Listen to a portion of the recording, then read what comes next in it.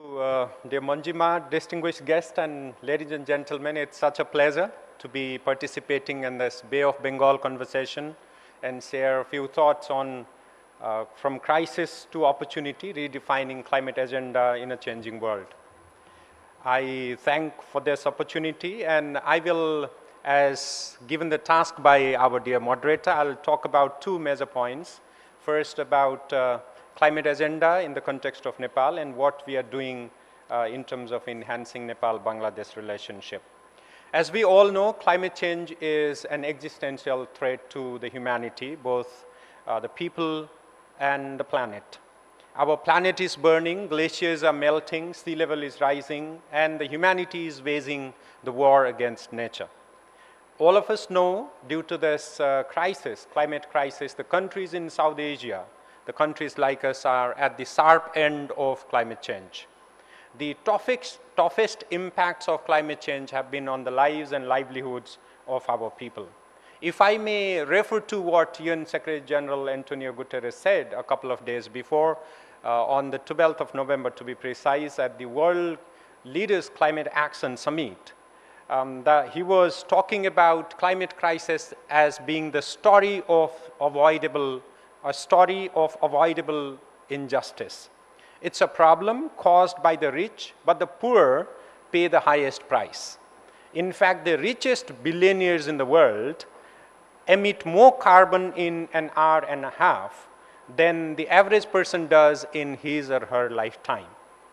The richest billionaires, when you talk about this type of discrepancy, we can very well understand the disproportionate impact the countries like us, the people, the poor people like those living in our region bear, and the responsibility that lies with the rich countries and people.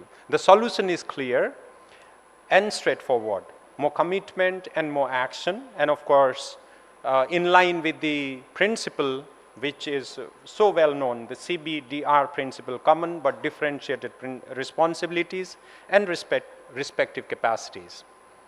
Now let me turn to what Nepal has been doing in terms of advancing climate agenda, also in the context of the development needs of our people.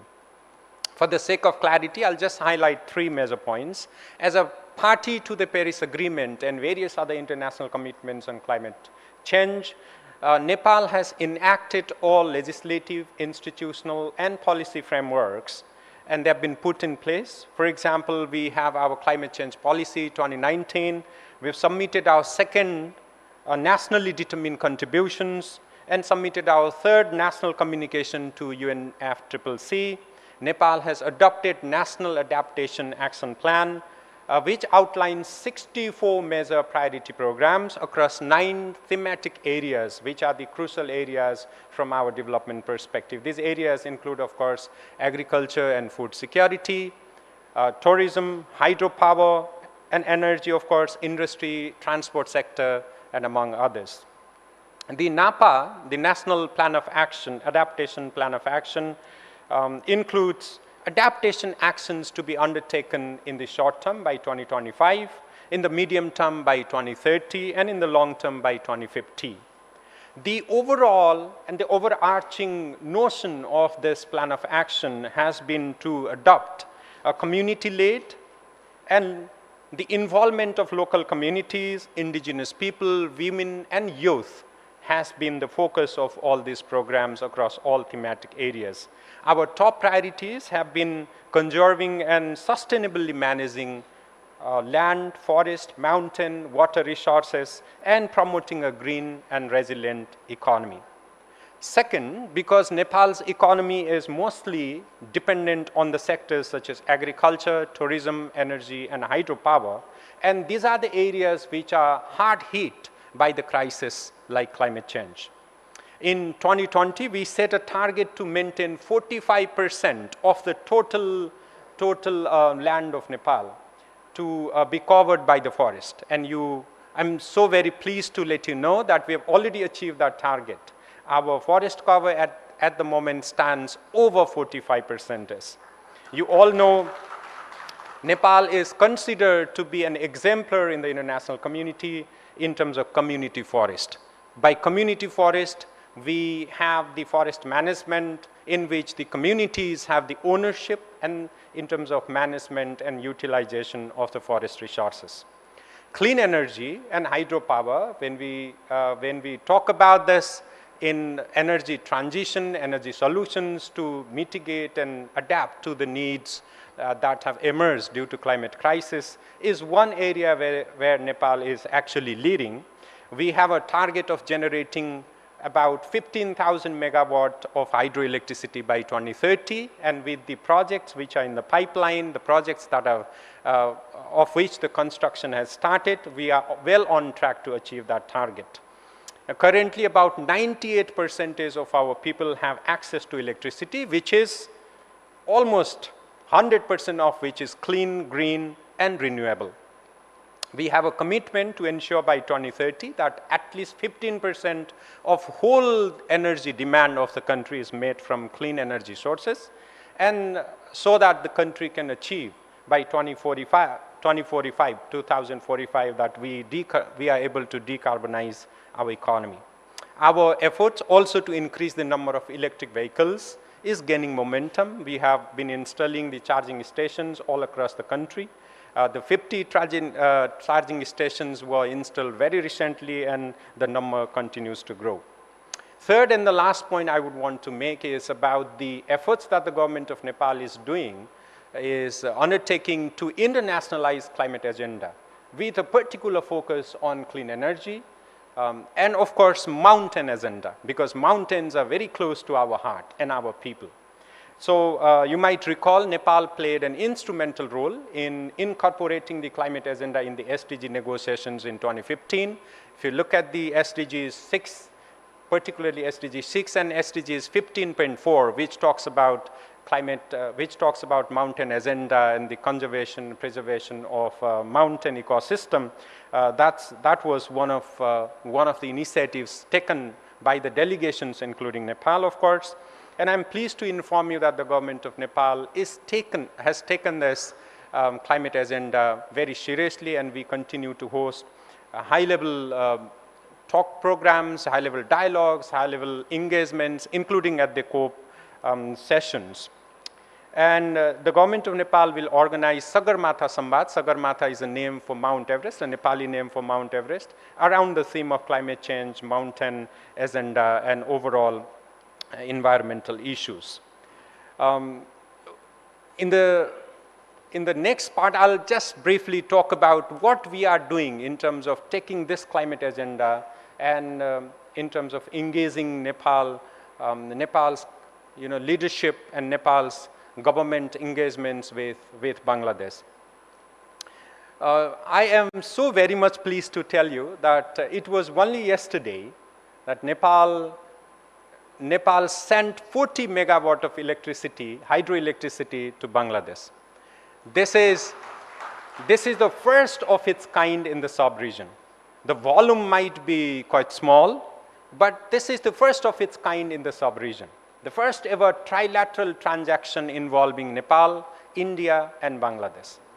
This is just a beginning. Our MOU on power cooperation was signed in 2018. It took almost 6 years, but this is, as I always call it, a springboard, a historic milestone, a springboard which will, of course, set the tone, set the course for our future cooperation.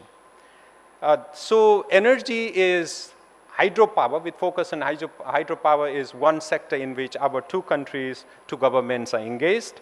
And there are also different other projects. For example, Sunkosi 3rd, which is 683 megawatt hydroelectricity power project, in which Nepal and Bangladesh are looking at the JVA joint venture agreement. And also there is the plan to import electricity from Upper Karnali, which is about 900 megawatt hydropower project.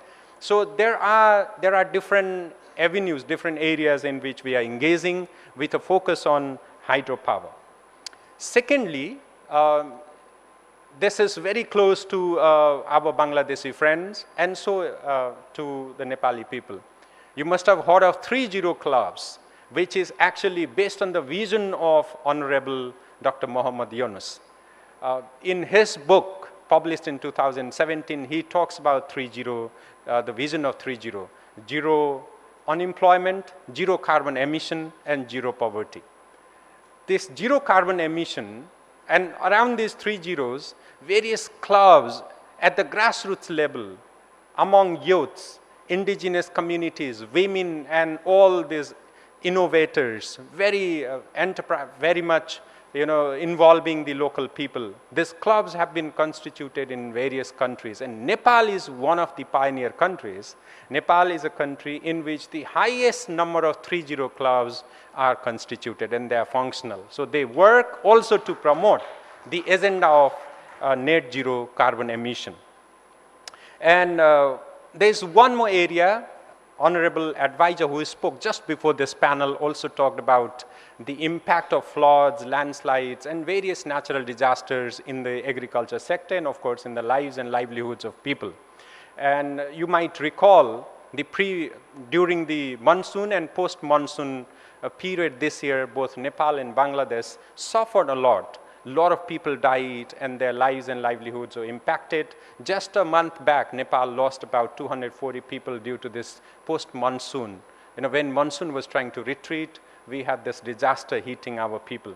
So because of this landslide, floods, and various unanticipated rainfall and this pattern, the sharing of information between our countries has been crucial. I'll talk about this maybe in the second part, but because the rivers emanate from Himalayas and come down to Bay of Bengal, these rivers sometimes, due to the unanticipated rain and this unpredictable rain pattern, our people suffer. So we have been sharing information, real-time hydrometeorological data and information for flood forecasting and warning. So this agreement has been in place, and that's one area in which our two countries are cooperating. Finally, I'm sorry for taking a little bit of more time. Finally, there's one area which is less talked about. That's the cooperation between Nepal and Bangladesh in the international forum. And when COP29 is taking place in Baku, Azerbaijan, this is one area that we should focus on because we prioritize LDC issues. Though both of us are going to graduate by 2026 from the LDC least developed country category, but this is an area where climate agenda is our top priority. And we particularly focus on the issue of climate justice with also the focus on loss and damage and climate finance. You might know our priorities have been the call for the fulfillment of climate finance commitment, replenishment of green climate fund, and operationalization of loss and damage with the call for simple and easy access procedures for the least developed countries like us. The amount that the least developed countries like Nepal and Bangladesh would need by 2030, as it was highlighted very well by the LDC chair a couple of days before in Baku, the need is around $1 trillion US dollar by 2030. It's huge need for the LDCs, and that's where we are struggling. Nepal alone would need, a study suggests that we would need about 33 billion US dollar by 2030 to address the severe impacts of climate change. So these are the areas where we are working together, and these are the areas where we engage with regard to climate change, with regard to addressing climate crisis. And this is very much a top priority of both of our governments, Nepal and Bangladesh, in our bilateral frameworks, in our bilateral mechanisms. We take it as one of the priority as an item, and we hope this will continue to grow and continue to make progress. Thank you. Thank you very much, Mr. Ambassador, for setting the stage for the conversation and really touching on all of the key aspects that we need to cover through this conversation, from regional collaboration to just energy transition to climate justice conversation. Now I want to move to a different stakeholder in Nepal, really hearing from the civil society voice. Mr. Narayan, we are talking about the transition from crisis to opportunity, and Nepal has faced many crises, from environmental challenges to social pressures. And Accountability Lab Nepal has shown how these crisis moments can drive governance reforms and community engagement. Could you share how your organization has been helping with this with our audience? Thank you, Manjima. Hello, everybody. Good afternoon. Namaste. I think our ambassador said a very beautiful tone on how we are building our cooperations between two countries, but at the same time inspiring the whole regions. We all know that every crisis brings opportunity, and the examples from yesterday when Nepal started, supplying the green, clean hydro energy to Bangladesh, I think is the hope. I really like to congratulate for that, and also your leadership being an ambassador. I think he also mentioned a lot of things that I wanted to also touch upon. However, with the interest of the time, I would like to highlight a few things that we do as part of the civil society and non-state actors movements. So Accountability Lab, we focus on making governance work for people by supporting active citizens, responsible leaders, and accountable institutions. What does that mean looks like in terms of moving from crisis to opportunity in relations to disaster around economy, environment, social injustice, and digitalizations. So how do we work is we work with young people particularly. We focus on individuals that are pro-change, there are change makers, they have some ideas to kick off in their communities in a way that they want to see the change that they would like to see by innovating ideas,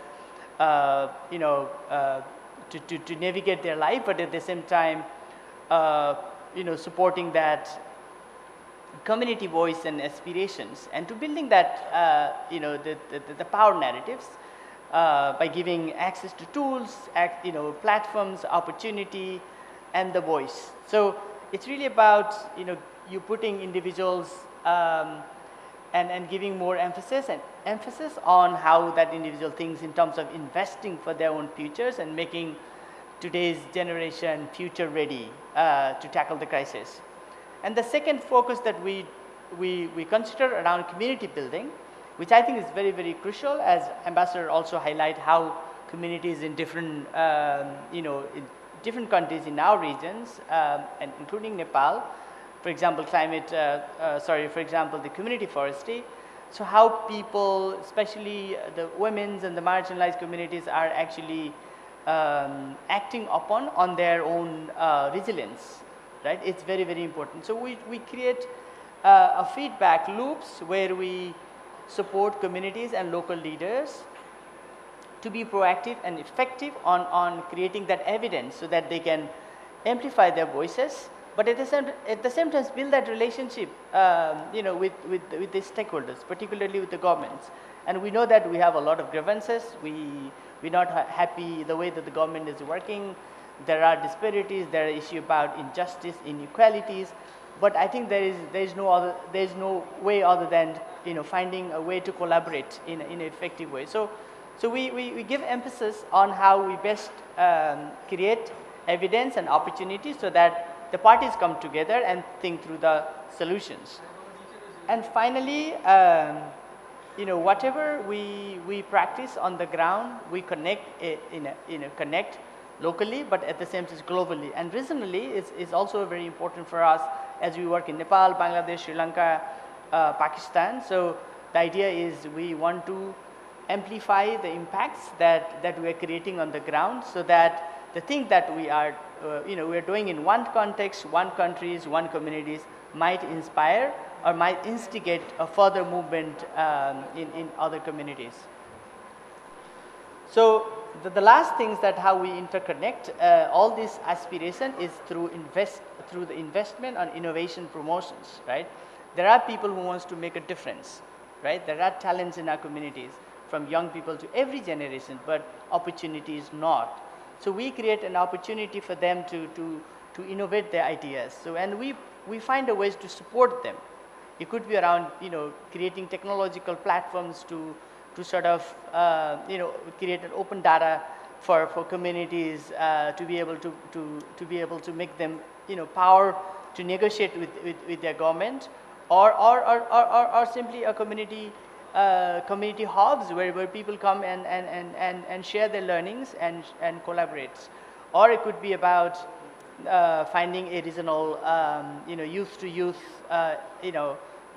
sort of exchange of voice and ideas, supporting each other's efforts, and contribute towards so towards a positive movement, so that the generation that we have now, we have hopes, but at the same time we have a lot of frustration and lack of trust and tolerance on what's going on around our political economy. So I think we are providing that space so that people can come and discuss about challenges, but at the same time look for solutions. I love what the Professor Yunus said about 3-0 targets, but I think there's another one we all know that we call it zero tolerance and corruption. But I think we're not able to achieve this. We're not really contributing enough on getting that zero tolerance and corruption, but I think we really need to find a way to promote the idea of integrity and accountability, sort of personal accountability, and to build that positive narratives and promote what is working within and inside the governments, and using that power of positivity coming from inside the government, but at the same time outside the government, particularly from the community, in shifting that power and into really balancing that conversation. So let's be honest on what we usually say about zero tolerance and corruptions, but I think we need to focus more on opening government and creating that access to information, giving more power to the communities, and listening to the communities. I think in these intersections, Accountability Lab, does involve with individuals, communities, and invest in innovation. So I stop here, but thank you so much. Thank you very much for sharing your insights. I want to pick on two aspects that you have brought up, the role of data and information in climate resilience, as well as the role of inclusivity when we're talking about community, and go to my next two speakers. First, I'll go to Ms. Pairu. You have worked with open data, and we're talking about the importance of data when we're thinking about building climate leadership, right? Data can create opportunities. Data also has challenges. So can you share your experiences with open data?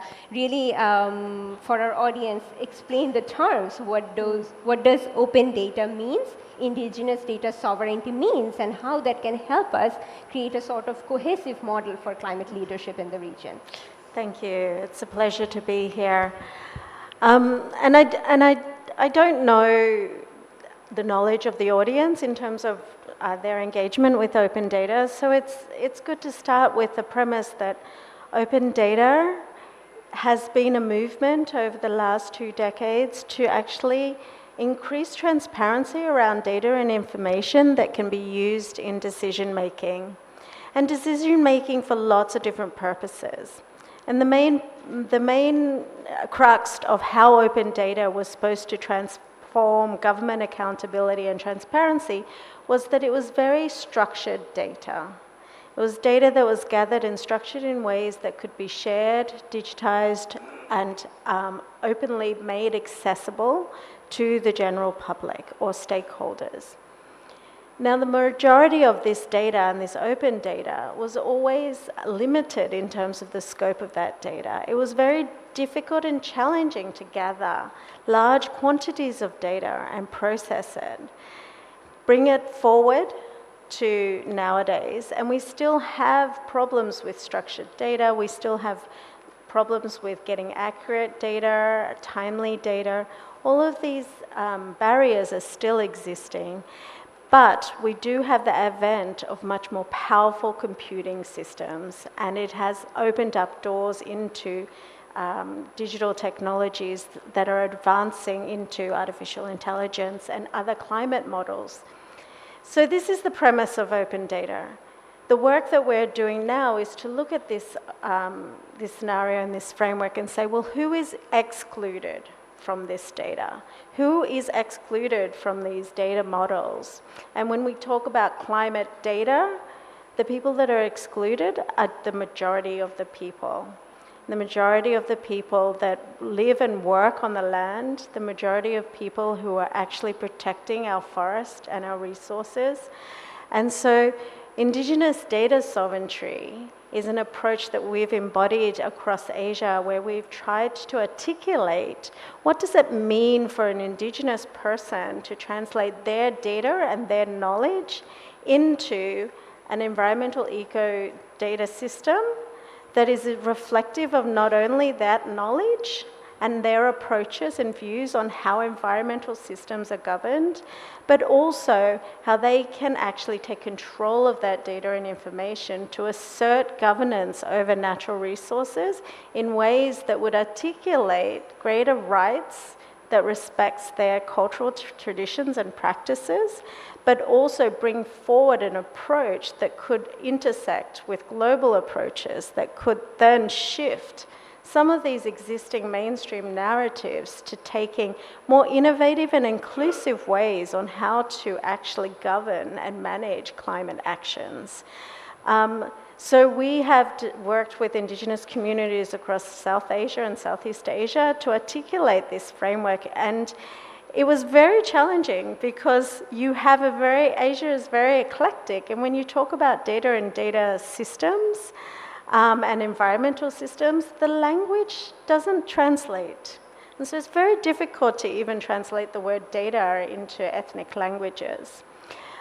So ultimately, the framework is called the Indigenous Knowledge Data Framework, and it articulates the ways in which environmental data that is housed within knowledge systems of environmental peoples should be collected, stored, used, and repurposed, and then how it should also be deprecated if needed, and also uphold the rights and responsibilities of Indigenous peoples.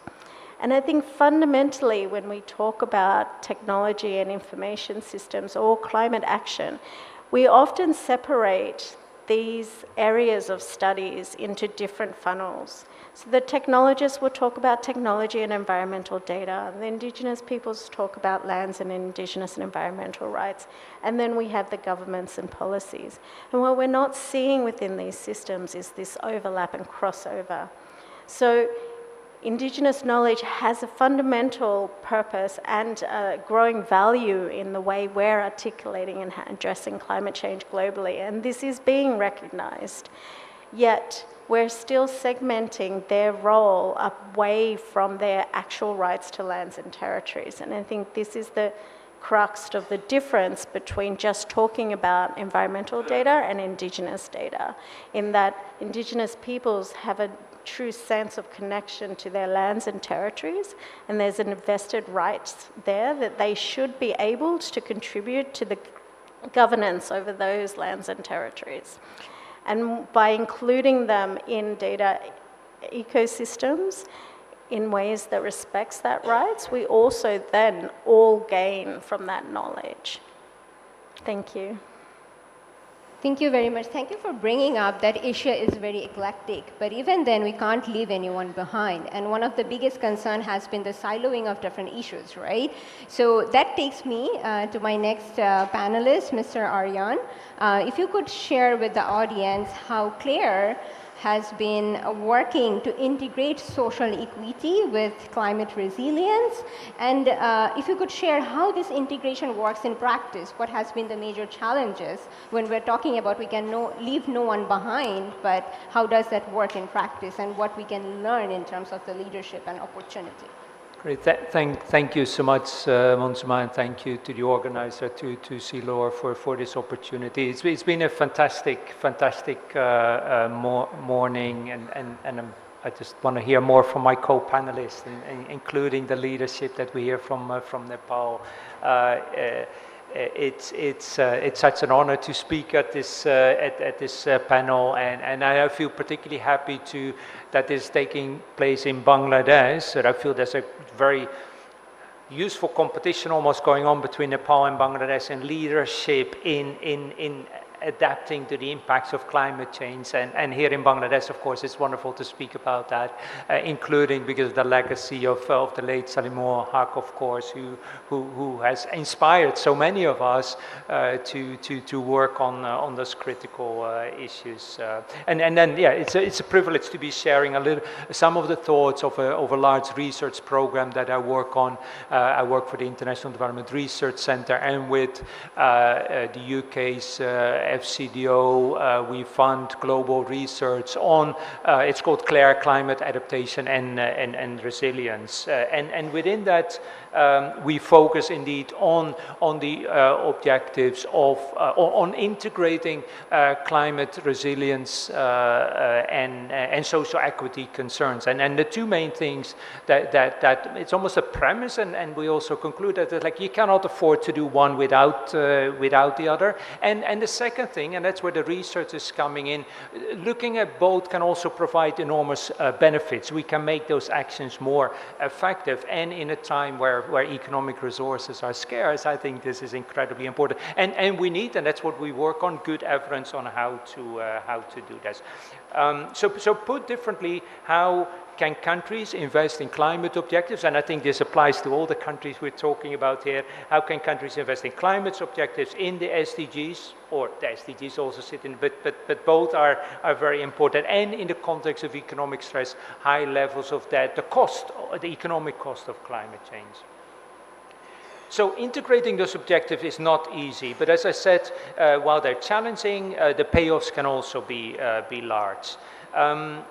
First of all, to say,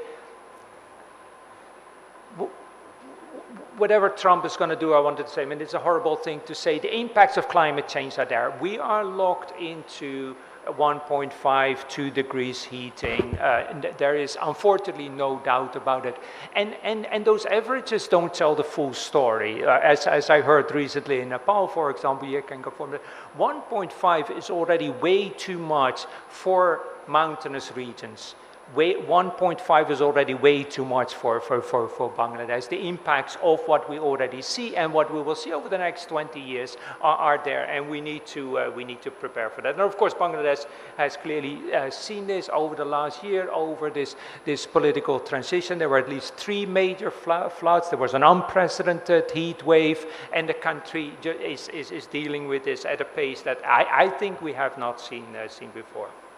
Now, what the research shows and what we're working on, and I think you referred to that as well, is that when communities are put in leading the responses to those floods and to those heat, and often youth and women are at the forefront of this, the responses tend to be more cost effective. The example that I want to give you, I'd love to spend more time talking about you, is one of the projects we have here with the grassroots organization Uttaran, was supported by North-South University and Action Against Hunger in 2 areas in Bangladesh. It works very closely with local communities and policymakers to develop better forecasts of water surges, which of course in this region is a major issues.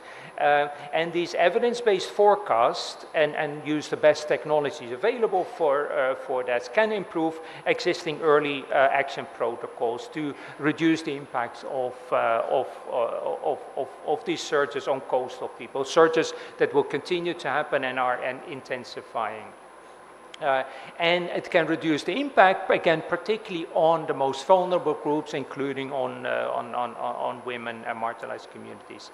So this project expects to benefit 500,000 people, and I'll come back to that later, because 500,000 is great, but not enough, but also a methodology that can be expanded to the rest of the country. So the first thing I want to emphasize is that the impacts of climate change are there. We should not kid ourselves about that have disproportional impacts, but there are also significant opportunities in putting those impacted communities at the forefront of the responses. Thank you. Thank you very much. Now I would like to go to Dr. D'Souza. And we have been hearing about a lot of these opportunities, right? But then geopolitics come into play and it complicates collaboration. So if you could tie this conversation together regarding what has been so far the major challenges in balancing security, economy, and the needs of climate resilience, and bring in the geopolitics angle to it and help my audience understand why we are not seeing as much progress as there should have been. And there is already so much realization out there and so many pilot projects going on. So many opportunities have been created. So over to you. Thank you. I think it very well blends with the earlier session on geopolitics and the relevance of talking on something very important, that is on climate. When you look at climate, it's the elephant in the room. So I really want to compliment and congratulate the organizers for having a session on climate leadership, which is really lacking not just in the region, but also on the global level. So when we look at climate change and we look at the debate in terms of securitizing the climate action agenda, I think there's a huge area of concern of how countries have used climate as a weapon of dividing. For instance, if you look at the division between the global north and the global south, countries in the region between India and China at various ways, and how these tensions play out at various levels.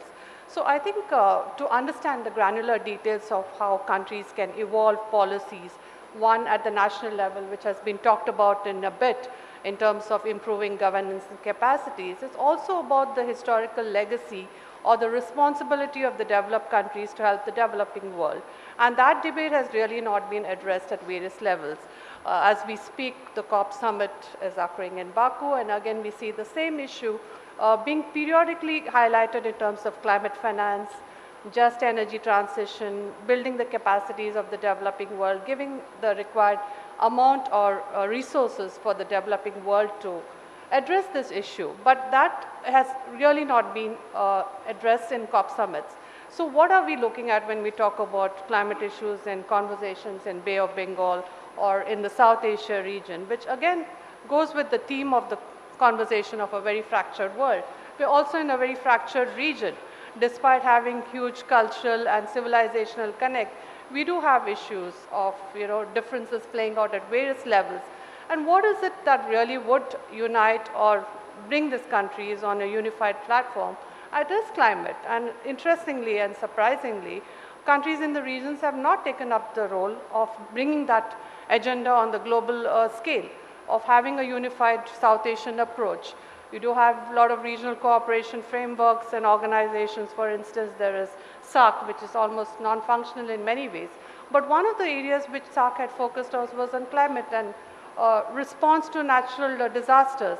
And herein again, I think I would like to emphasize that regional organizations could take up that role, and SAARC would be a useful platform for that, to start as an area of cooperation, tying the countries together in a mutually beneficial framework so the competition is reduced and the cooperation is increased. And why do I say that? I mean, the impacts have already been talked about. I don't want to get into the details. But who's going to be hit most and who's going to be affected the most? And it is Asia. If you look at the map of the climate change and the impact it's having, for instance, India has huge concerns, particularly when you look at Northeast India and you look at areas around Sundarbans in West Bengal. Likewise with Bangladesh, Nepal, Pakistan, Afghanistan, which again is forgotten by the world with what's happening in that country. Afghanistan is facing huge climate disorders. So we don't have an understanding of what's happening in South Asia here. And then we talk on a global level, and the disconnect plays out at various levels, and the tensions are really not addressed. So I think we need to have a more integrated approach of understanding. One is what happens in the national level. How are the NDCs determined? And what is the data which really gets into the NDCs for the countries to come up with that kind of levels or that kind of understanding that they will achieve the net zero emissions by, say, like for instance, India says 2070, China says 2060, that if a country projects that they will achieve that emissions and they are working towards that, how is the developed world helping them? And that's not on finances, but also on technology to achieve that.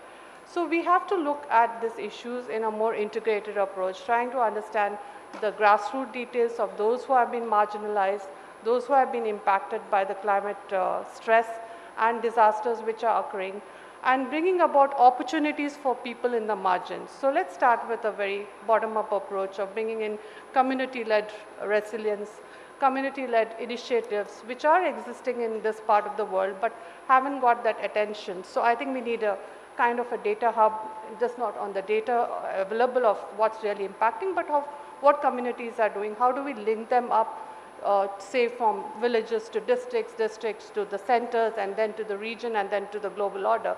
So I think a more of an understanding and working on those issues will minimize the geopolitical tensions in many ways when countries come together on a cooperative framework, and that is built through the people, not by the governments of the day. Governments could change, governments could have different policies, but if it's a common good, like climate and environmental issues, I think there's one area where we can focus more on. And as a group, when we're talking about this in a conversation like this, which is a serious platform, I think serious work has to be started in terms of building that data, building a hub, and building the platforms of collaboration for the region. Thank you.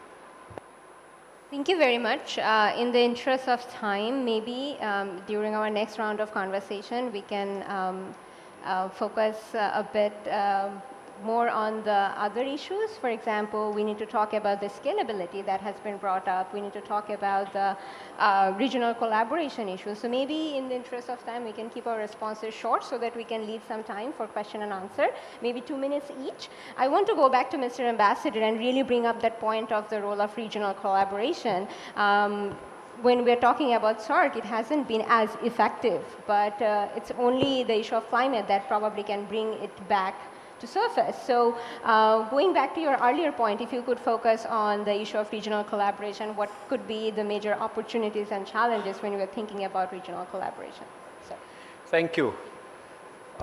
When we talk about regional collaboration, regional cooperation in South Asia and broader Bay of Bengal region, we always speak about the organic linkages existing between the Himalayas and the Bay of Bengal. All the talk around the SAARC, BIMSTEC, BBIN and broader regional frameworks in our region have been this natural linkage, the organic linkage which connects the Himalayas, the majestic mountains with the Bay of Bengal. And what connects them are the rivers. These rivers which emanate from the snow-capped mountains, the Himalayas, and then flow all the way down to the Bay of Bengal. They are not only the natural body of waters, not only the geographical demarcation lines between our countries and territories, but also those demarcations which also connect the peoples, their identities and their civilizations. Therefore, we always talk about the strong connection, scientific evidence and strong connection between the people living in the mountainous regions and those living in the coastal areas. That has been the talk. That's why when we talk about climate change or regional cooperation around this theme, we always focus on, deeper integration, deeper regional cooperation, so that the people living in the mountainous regions and the coastal areas are connected not only through what they do, how they try to address the climate change issues, but also how they synchronize their efforts and address these challenges so that they are mutually beneficial. These majestic mountains that I talked about have so much of snow that we call them, not we, the scientists call them the third pole, because the cold is so intrinsic to their identity that the very name Himalaya in Sanskrit means the abode of snow. But unfortunately, these snow-capped mountains and glaciers are losing so much of ice because of global warming and climate change.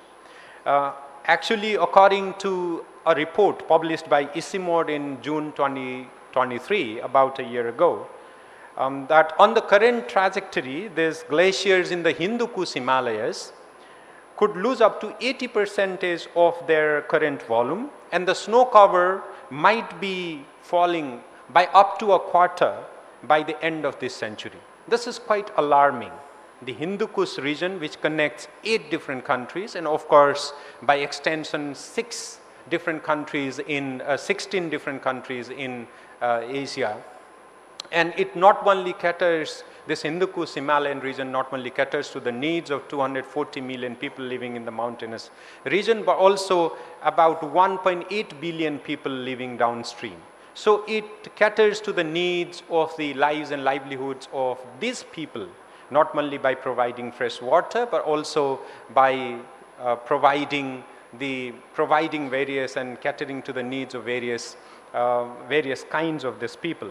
So when we talk about regional collaboration and talking about this deeper regional integration around climate change, there have been some efforts in the past. For example, South Asia Association for Regional Cooperation, SAARC, adopted a plan of action on climate change in 2008, as early as 2008.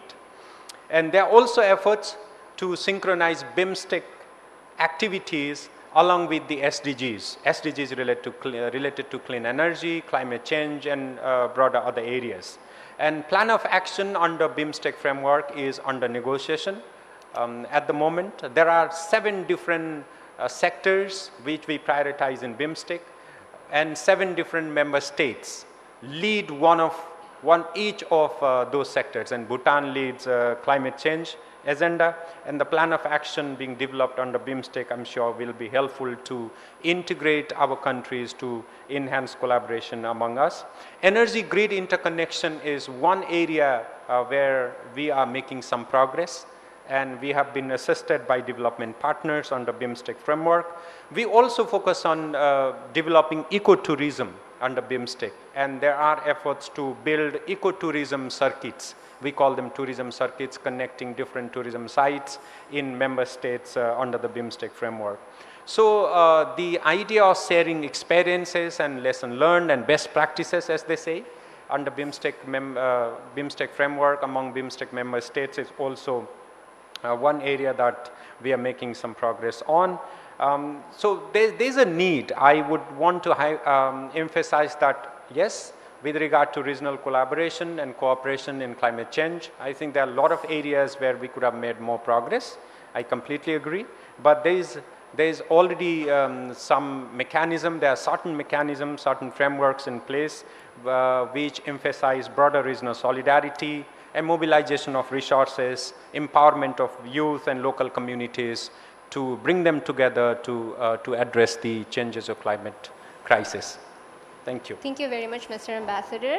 As Mr. Narayan, I want to go to you and really highlight one of the stakeholders that we haven't still touched on, the role of youth, when we're talking about deeper regional engagements. If you could shed some light on how we can engage more youth in climate leadership when we're thinking about the Indo-Pacific region, because as they say, we don't inherit the earth from our ancestors, we borrow it from our children. So we need to get more youth voices in climate leadership, and how can we do that? Thank you.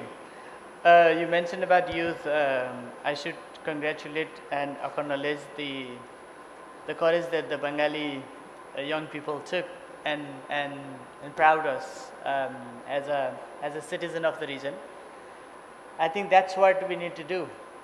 But to sustain the change, I think we also need to invest a lot of our time, efforts, mindset, the value systems, and the approach on how we want to sustain the change is, I think, the few proposition I have.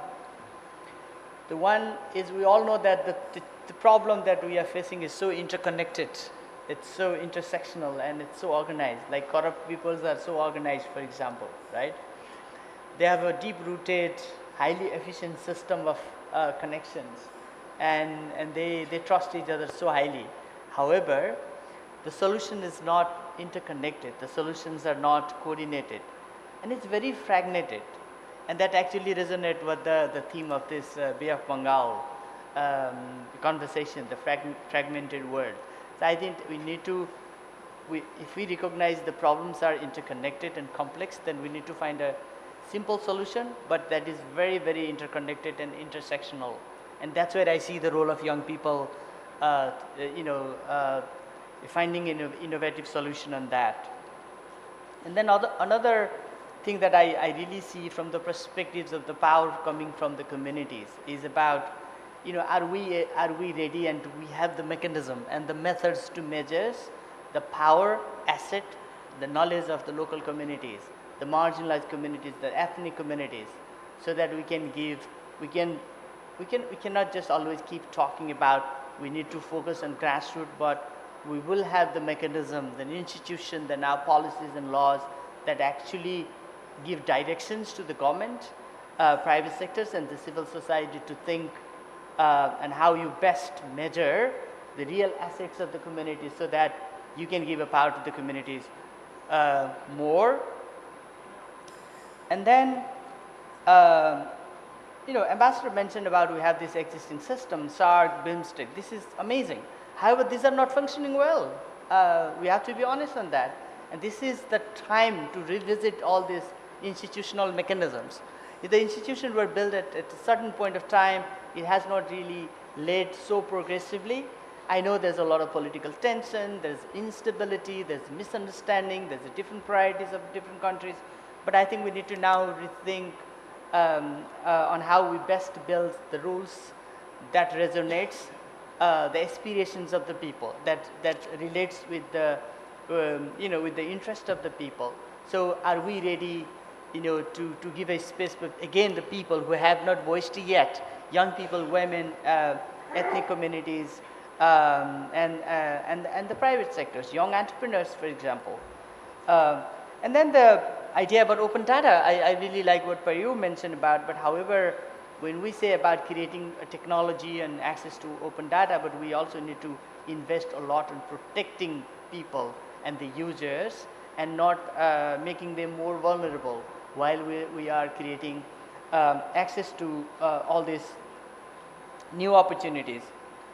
And finally, every transformations, let's say we are talking about green transitioning from traditional economy to green economy, but transitions cost a lot, and we should not forget about the justice of the people.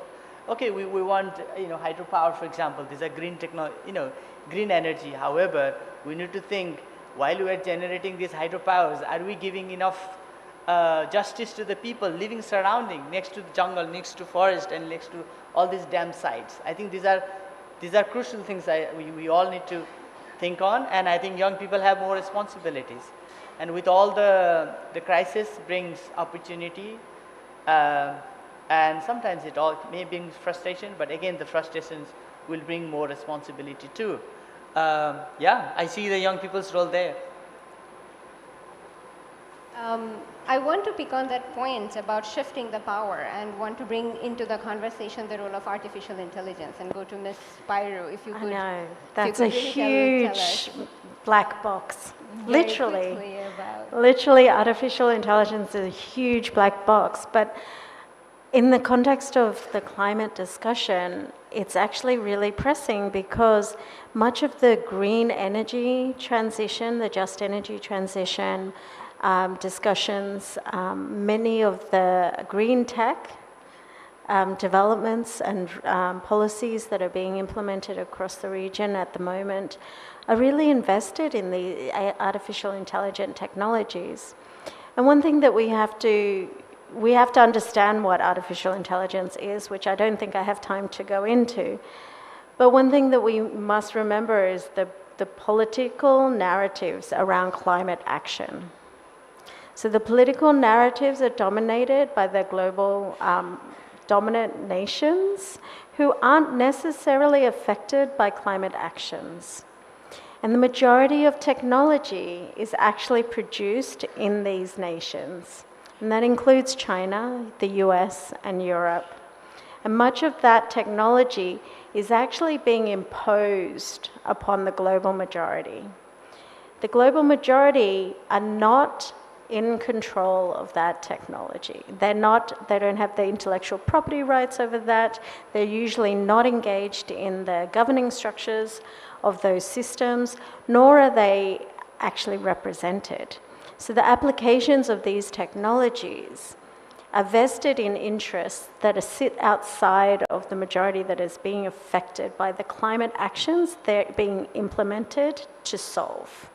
And I've seen this time and time again with the communities that we work with who are rice farmers or traditional forest gatherers, or their indigenous communities, where they're being asked to transition their livelihood practices to use technologies that are not applicable to them, and they're not applicable to the circumstance. And then you have to ask the question, where are these dominant narratives coming from, and where is this drive being driven from? And it does lead up to global settings like the UN, again, where recognition for Indigenous knowledge is really prevalent now during COP discussions. However, it's sidelined into a sub-working group, and it's not mainstreamed within the solutions and the climate agenda. And so by segmenting that out, then you don't have a voice that's interjecting and linking the real impacts of some of these climate actions that are implemented through technologies to what's actually happening up at the global level. And so there's a disconnect there, and I think some of the speakers have already highlighted this sort of inequality and the necessity to actually have a bottom-up approach. So how do we flip these power dynamics and flip these narratives to actually benefit communities, for them to not only take control in leadership within designing the technologies themselves, making sure that their voices within these systems are integrated so that the decisions that then are derived, or the decision aids that are derived from these systems, actually get reflected into actionable approaches that benefit them. So I think that's really, really important, and that also takes a whole political shifts and also institutional shifts, as well as changing narratives around the climate agenda overall. Thank you very much for bringing the point about dominant narratives. And I want to go to Mr. Aryan and ask him, how do you think research organizations can play a role in shifting those, in flipping those narratives? What sort of collaboration might encourage that, given we are talking about breaking those silos, we're talking about flipping those narratives, we're talking about creating an opportunity for voices that are unheard?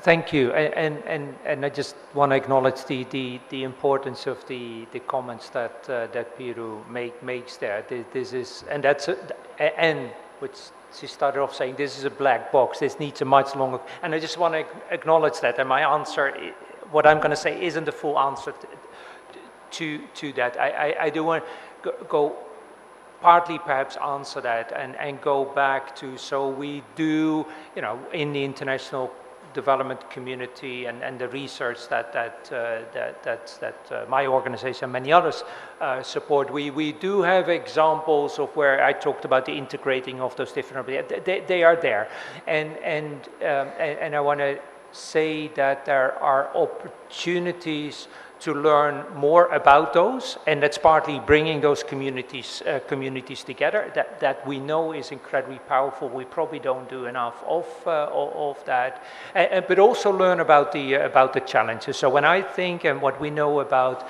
you know, we have excellent pilots on lift irrigation in Nepal, for example, excellent green technology being implemented. Too often these remain quite frankly remain pilots, and they're not being skilled. And I think it's really important potential to learn regionally in whatever form about why they. Similarly with the implementation of plans, Nepal as Bangladesh, they have excellent national plans, and what we know, the recent adaptation gap report now starts describing, you know, the gap between the plans and the implementation, and there's really important lessons to learn about why there is that gap, because it's really important to fill that, and ask the questions about the capacities that are needed and the learning that can be promoted from that.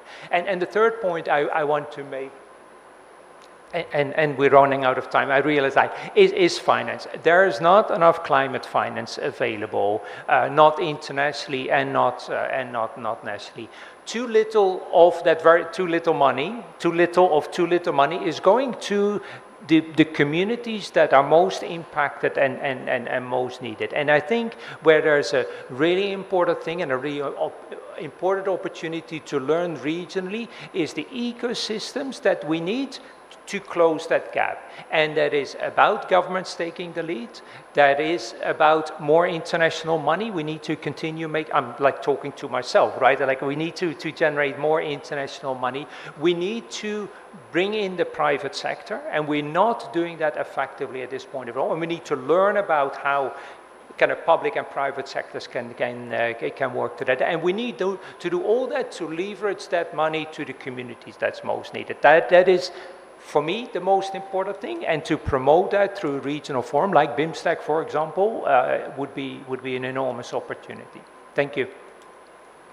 I would finally like to come to Dr. D'Souza, and before we can probably take one or two questions from the audience, but before that, if you could sum up this conversation for me and tell us what do you think is the biggest challenge and opportunity when we're thinking about turning climate crisis into leadership for the Indo-Pacific region?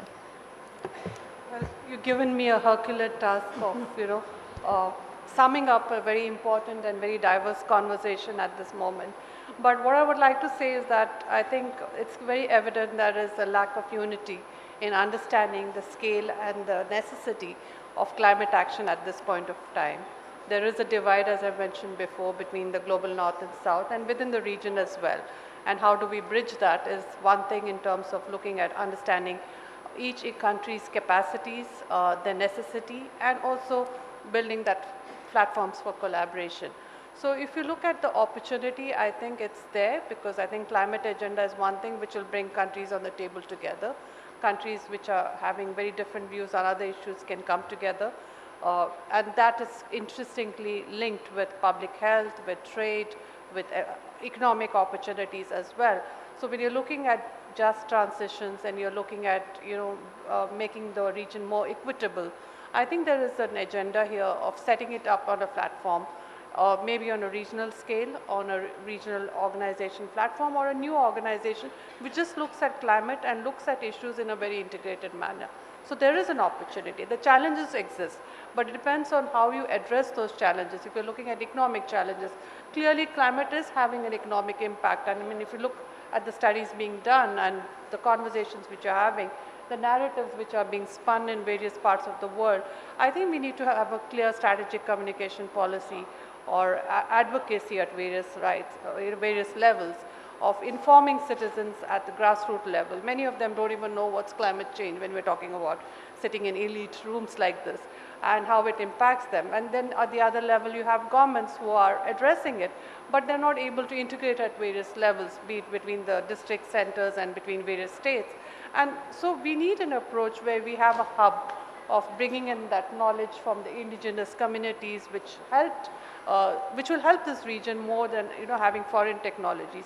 You also need climate finance for addressing major issues in terms of bringing in that technology which is required and addressing the loss and damage which has occurred, because these countries still do need assistance. So it has to be a combination of both, of having the public-private partnership, the indigenous knowledge, and the global assistance which is required to come to some understanding of what is the level we are looking at and how do each countries address them.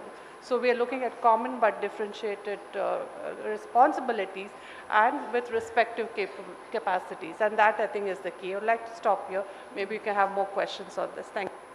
Thank you very much. It has been a rich conversation, and I understand that we are stopping you all from having the much desired lunch.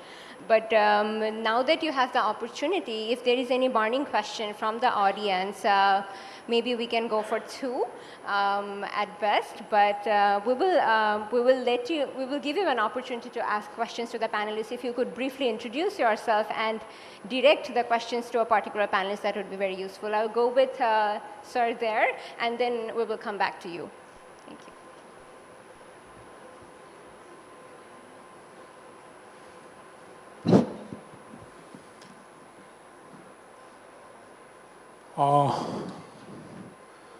Speakers, distinguished guests, ladies and gentlemen and participants, Assalamu alaikum and a very good evening.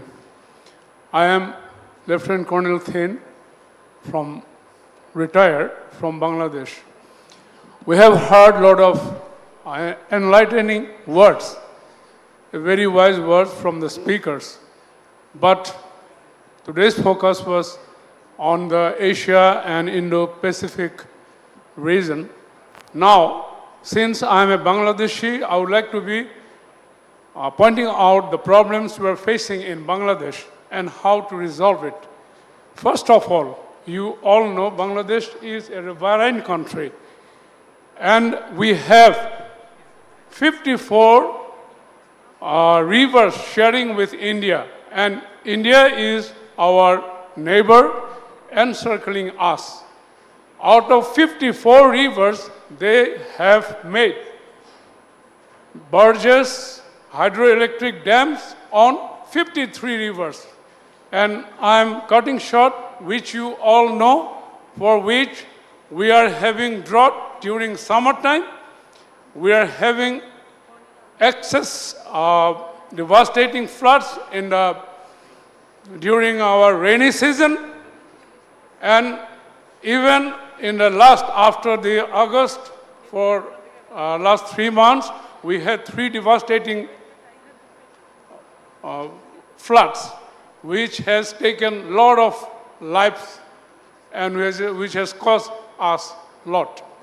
Now, my question is to the speakers that is there any such international policies or rules that the upstream countries can create or construct such dams unanimously? Or if they cannot construct, how to resolve this matter now? Already they have constructed. You know the adverse effects for which our salinity has grown, our fish species has extinction, our mangrove forest is in extinction. So we want some positive suggestions from you that we can come out of this problem.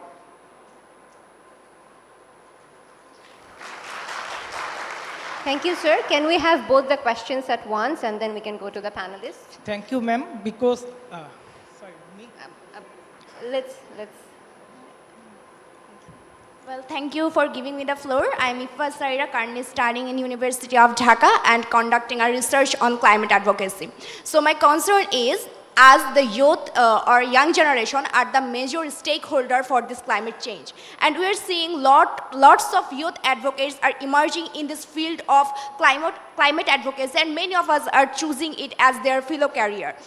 But in spite of this application of youth climate activists or advocates, we do not see much progress in adopting climate policies or climate actions seriously by our global leaders. So my question is, to make this advocacy effective, what recommendations can you give us, the young people, so we can truly make our global leaders accountable?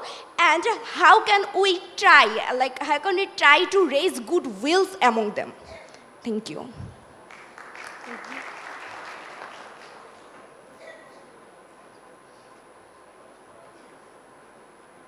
Sorry, we can take only 2 questions. I would like to now turn back to the panelists. Anyone? Do we have a taker? Can I interject about the dams? I don't have a solution, but I can share some of the experiences that we've taken in the Mekong region. So the Mekong sub-basin, the lower Mekong region, consists of 5 countries, Cambodia, Thailand, Laos, Vietnam, and some parts of Myanmar. And the Mekong derives from China, and China has dammed the majority of the mainstream, and it's dammed a lot of the downstream regions of the river, plus many of its tributaries.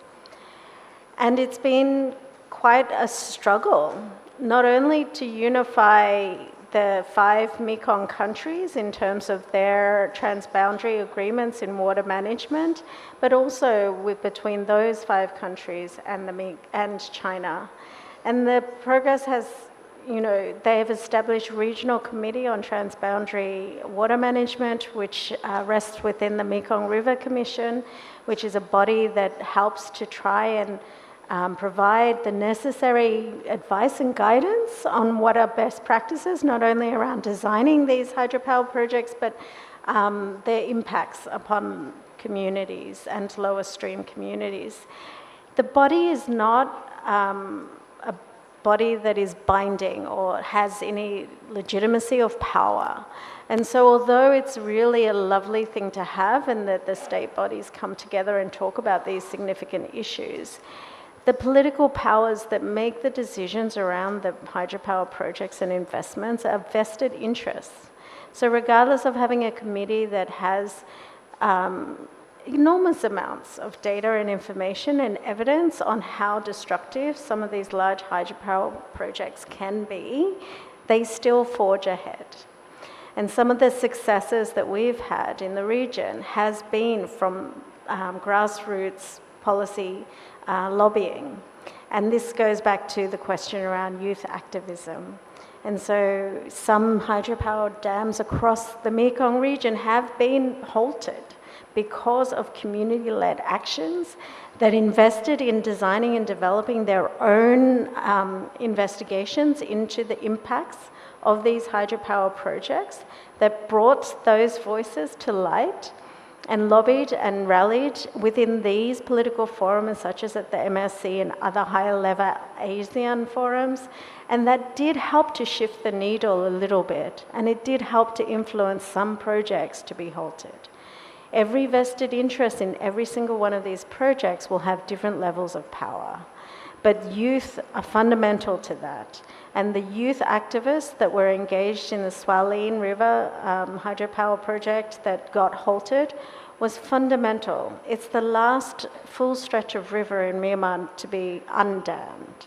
And that was instrumental. And I think that we need to invest more in these youth actions because they have the most to lose, but the most to gain if they're actually heard. And I would also encourage youth leadership to actually proactively engage in politics.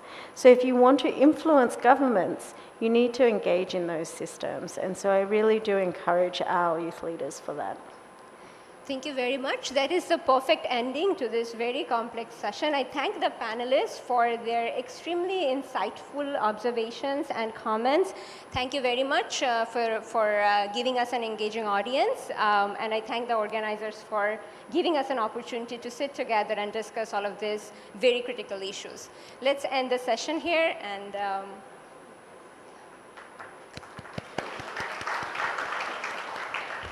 I would request all the speakers and the moderators to come in front of the stage for a photo. Please come in front of the stage for a formal photo.